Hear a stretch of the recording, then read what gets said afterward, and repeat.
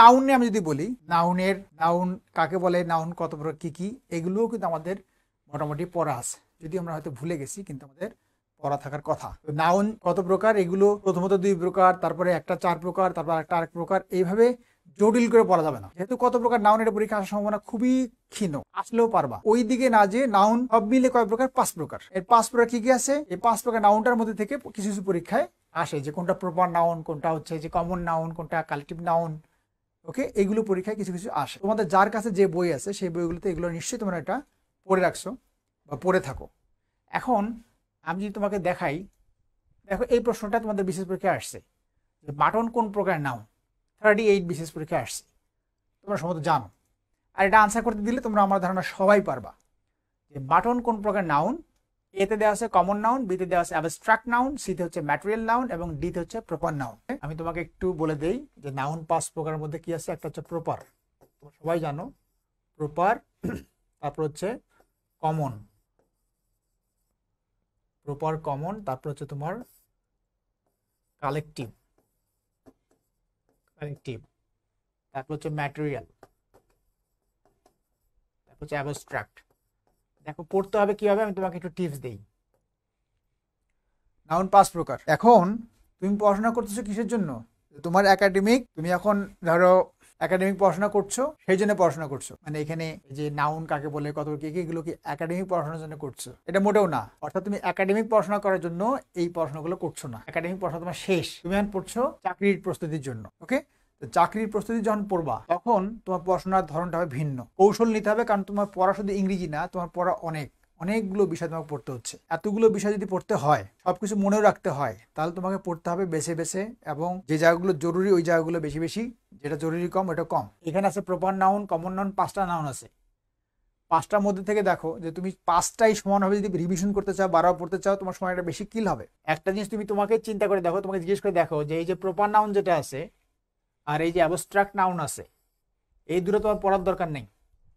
এই দুটোর থেকে পরীক্ষা কোশ্চেন করলে তুমি এমনিই পারবা। আমার কথা তুমি মিলিয়ে দেখো ঠিক আছে কিনা। প্রপার নাউন পারে না এরকম পাবলিক পাওয়া খুব মুশকিল, অ্যাবস্ট্রাক্ট নাউন পারে না এরকম মানুষ পাওয়া খুব কঠিন। অর্থাৎ অ্যাবস্ট্রাক্ট নাউন কি, প্রপার নাউন কি, এগুলো তোমরা সবাই জানো না? অ্যাবস্ট্রাক্ট নাউন কি, যা ধরা যায় না, ছোঁয়া যায় না, হ্যাঁ, ওজন করা যায় না, আকার নাই, আকৃতি নাই, সেটা হচ্ছে অ্যাবস্ট্রাক্ট নাউন। যেমন অনেস্টি, সততা কি ধরা যায়, ছোঁয়া যায়, খাওয়া যায়, যায় না, এরকম যা আছে। ফ্রিডম, ওকে, ইন্ডিপেন্ডেন্স, স্বাধীনতা, ধরা যায় না, এরকম যা কিছু ধরা যায় না, ছোঁয়া যায় না, সেটা হচ্ছে কি অ্যাবস্ট্রাক্ট নাউন। আর প্রপার নাউনটা কি, যেটা সহজ, সেটা হচ্ছে যে পৃথিবীতে একটাই আছে, ওকে, নির্দিষ্ট করে কোনো একটা জিনিস বলবে, সেটা হচ্ছে প্রপার নাউন। যেমন বাংলাদেশ পৃথিবীতে কয়টা আছে, একটা আছে। করিম, রহিম, এগুলো সবই হচ্ছে কি প্রপার নাউন। তাহলে মনে রাখতে হবে তোমার পড়ার বিষয় প্রপার নাউন নয়, তোমার পড়ার বিষয় অ্যাবস্ট্রাক্ট নাউনও নয়। এখান থেকে কোশ্চেন করে তুমি পারবা। ঝামেলা লাগবে এই 3টা নিয়ে, কমন, কালেকটিভ আর হচ্ছে ম্যাটেরিয়াল। ওকে, তো কমন জিনিসটা কি থাকে, এগুলো তোমার বাসায় পড়ে নিও। আমি তোমাকে আজকে ডিটেল পড়াবো না এগুলো, কারণ পুরো পিএইচডি সিলেবাসটা আমি বলার চেষ্টা করবো যদি তোমরা থাকো আমার সাথে। কমনটা কি, কমনটা হচ্ছে যে যেগুলো হচ্ছে কমন হয়ে যায়, ওর নামই কমন, তার মানে কমন হয়ে যাবে। কমন কিরকম, যেমন আমি যদি বলি যে করিম বললে একজন হবে। একটা রুমের মধ্যে অনেক লোক আছে, তো ওই লোকগুলোর মধ্যে একজনের নাম আছে করিম। তুমি যদি বলো যে এই করিমকে, করিম, দেখবা সে হাত তুলবে, আমি।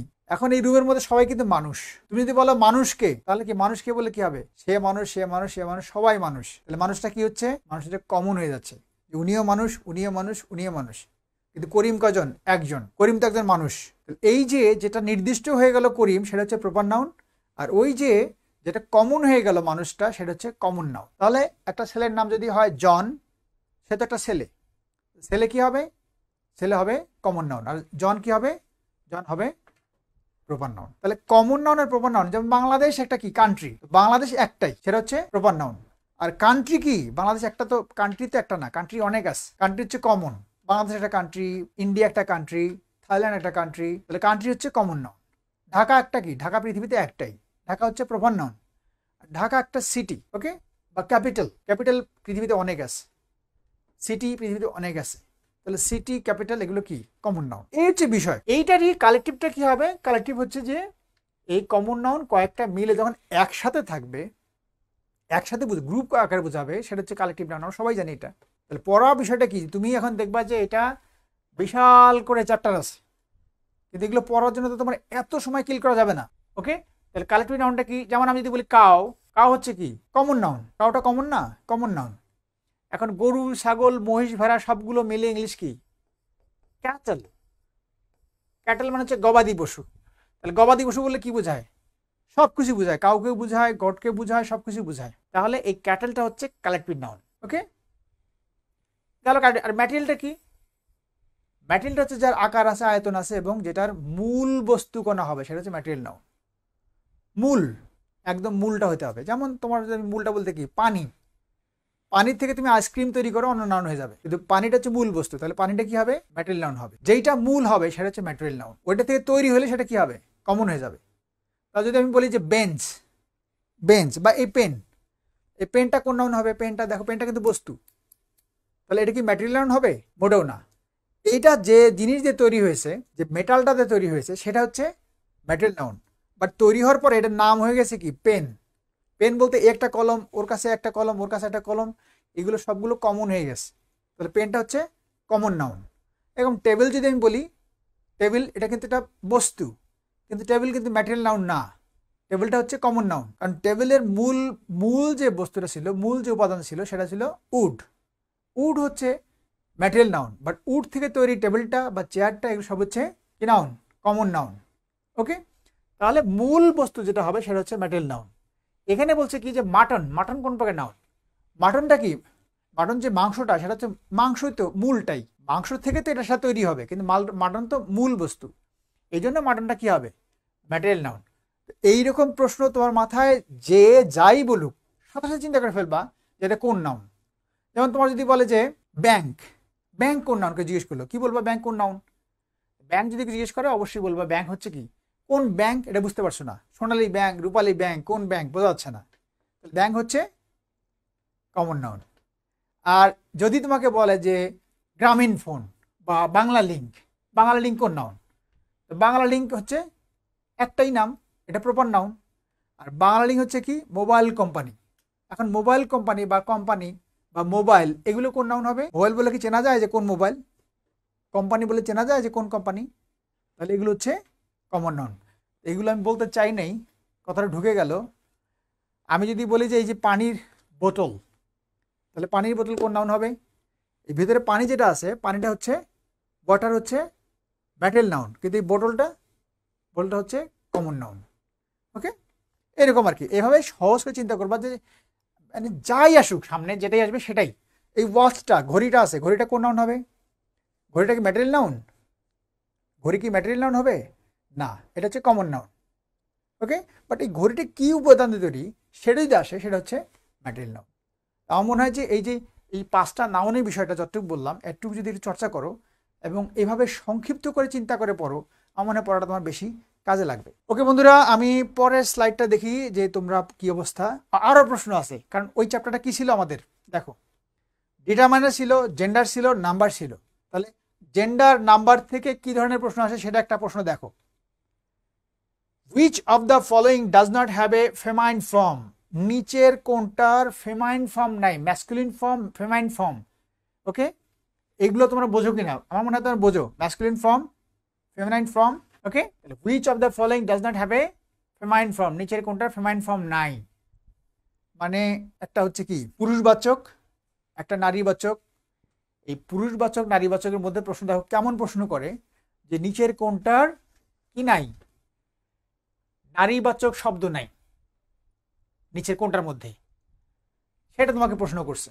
এখান থেকে দেখো যে এই চারটার মধ্যে থেকে তিনটা হচ্ছে বি, সি আর ডি, তিনটির মধ্যে কোনটা আনসার হবে। দেখো আমি যদি বলি পয়েন্ট কি হবে, তোমার প্রত্যেকটা জিনিসই কিন্তু জানতে হবে যে এটার ফেমাইন ফর্মটা আসলে কি আছে।